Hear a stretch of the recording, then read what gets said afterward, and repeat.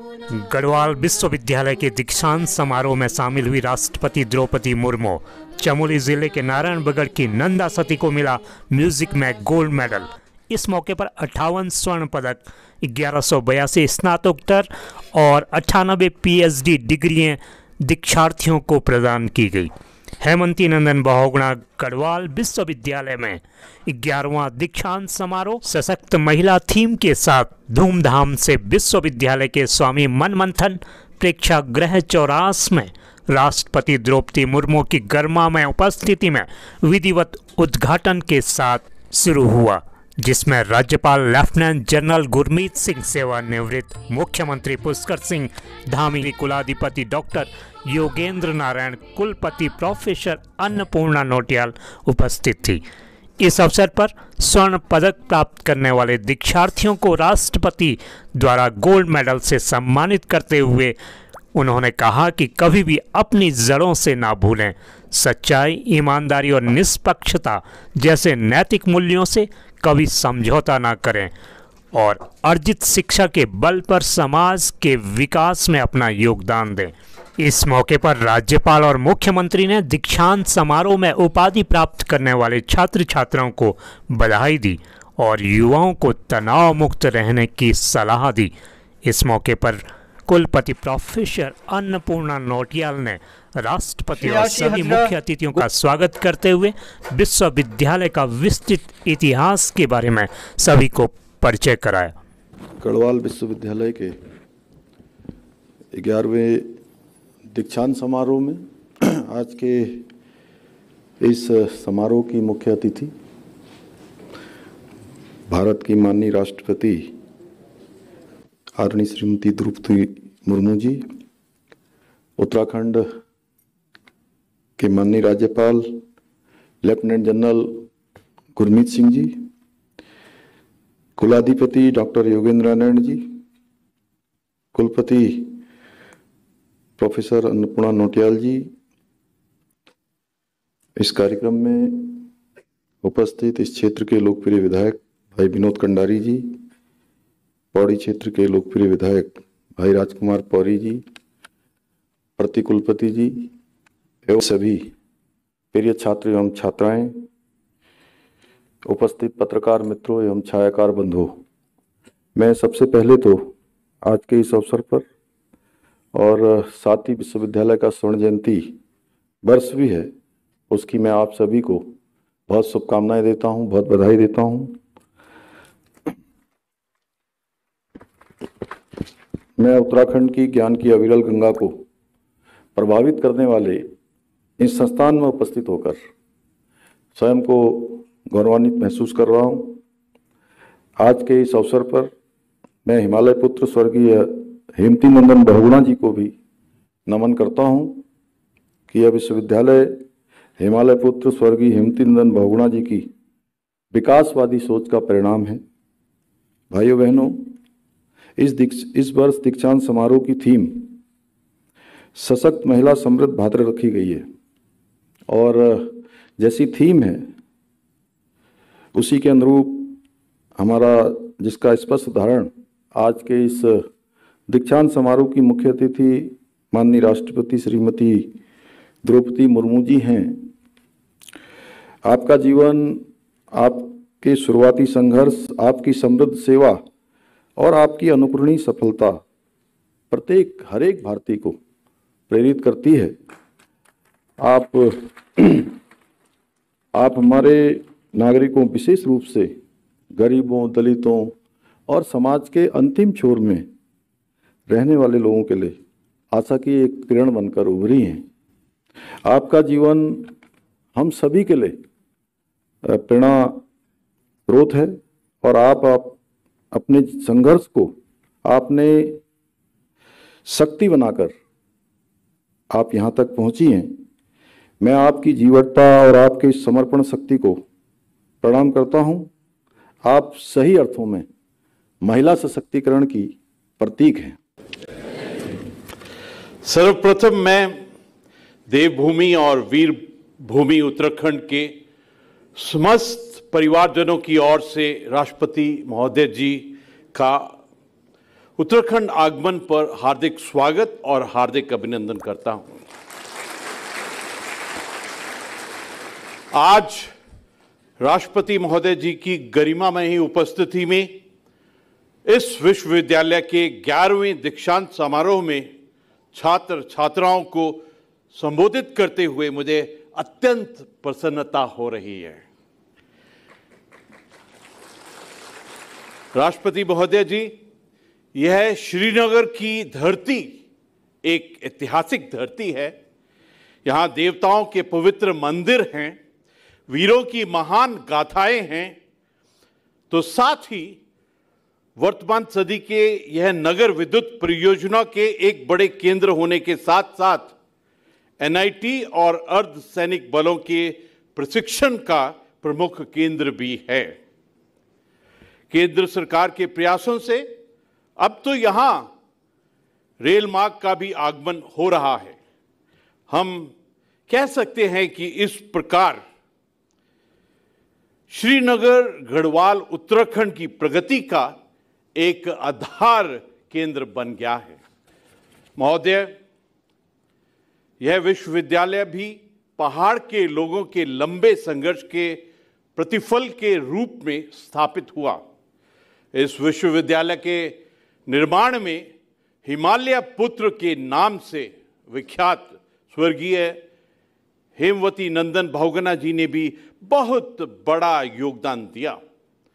आज यहाँ से मैं स्वर्गीय हेमवती नंदन बहुगुणा जी को भी अपनी श्रद्धांजलि अर्पित करता हूँ।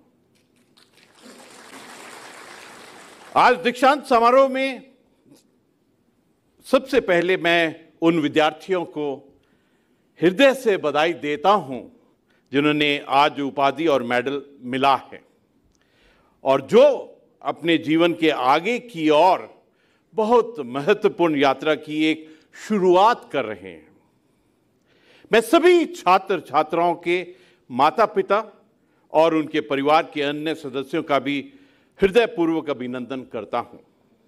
हेमवती नंदन बहुगुणा विश्वविद्यालय के दीक्षांत समारोह में उपस्थित उत्तराखंड के राज्यपाल लेफ्टिनेंट जनरल गुरमीत सिंह जी, मुख्यमंत्री श्री पुष्कर सिंह धामी जी, कुलाधिपति डॉक्टर योगेंद्र नारायण जी, कुलपति प्रोफेसर अन्नपूर्णा नोटियाल जी, अधिकारीगण, शिक्षकगण और कर्मचारीगण, अभिभावकगण और प्रिय छात्र छात्राएं, देवियों और स्वजनों, देवभूमि उत्तराखंड के शिक्षा केंद्र हेमवती नंदन बहुगुणा विश्वविद्यालय में आकर मुझे अपार हर्ष की अनुभूति हो रही है। ये दिलचस्प तथ्य है कि इस विश्वविद्यालय की स्थापना में जन आंदोलन की प्रमुख भूमिका थी। 70 के दशक में शिक्षा के लिए आंदोलन करना यहाँ की विकसित जनचेतना का प्रतीक है। मुझे खुशी है कि वर्ष 1973 में स्थापित इस विश्वविद्यालय ने समय के साथ अपने आप को ढाला है। आज जब हम वुमेनली डेवलपमेंट की दिशा में आगे बढ़ रहे हैं, नंदन बहुगुणा विश्वविद्यालय की प्रगतिशील सोच को परिलक्षित करती है। मुझे बताया गया है कि इस विश्वविद्यालय में पढ़ने वाले कुल विद्यार्थियों में छात्राओं की संख्या छात्र से अधिक है। आज जिन 44 विद्यालयों को स्वर्ण पदक प्राप्त हुआ है, उनमें 30 बेटियां हैं। मैं आज डिग्री और पदक प्राप्त करने वाले सभी बेटे और बेटियों की बहुत बहुत हार्दिक बधाई देती हूँ। देवियों और स्वजनों, उत्तराखंड में शिक्षा को जीवन में सदैव महत्वपूर्ण स्थान दिया जाता रहा है। यहाँ के लोगों का शिक्षा से लगाव राज्य की साक्षरता दर से भी परिलक्षित होता है कि राष्ट्रीय औसत से और बेहतर कर रहे हैं। इस क्षेत्र में हिंदी साहित्य को कई बड़ी प्रतिभाएं दी है। सुमित्रा नंदन पंत से लेकर मनोहर श्याम जोशी, शिवानी, हिमांशु जोशी तथा मंगलेश डबलाल तक एक लंबी प्रेरणादायक परंपरा रही है।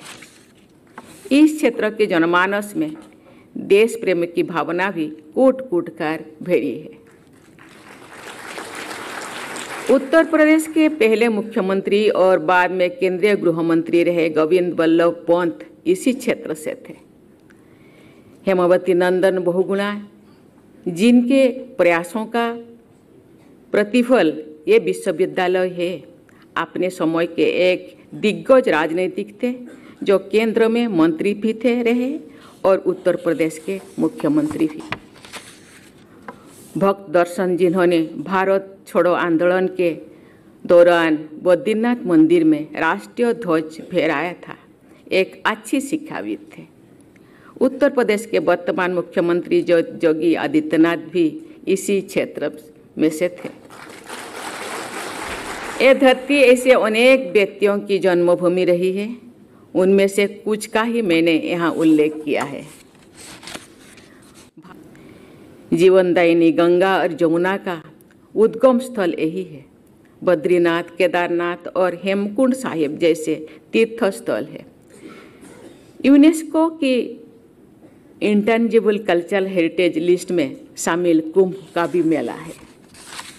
इस क्षेत्र की केंद्राओं और गुम्फाओं में भारत भूमि के ऋषि मुनियों के तोप का बोल है। यहाँ के वनों में जीवन का मंत्र है।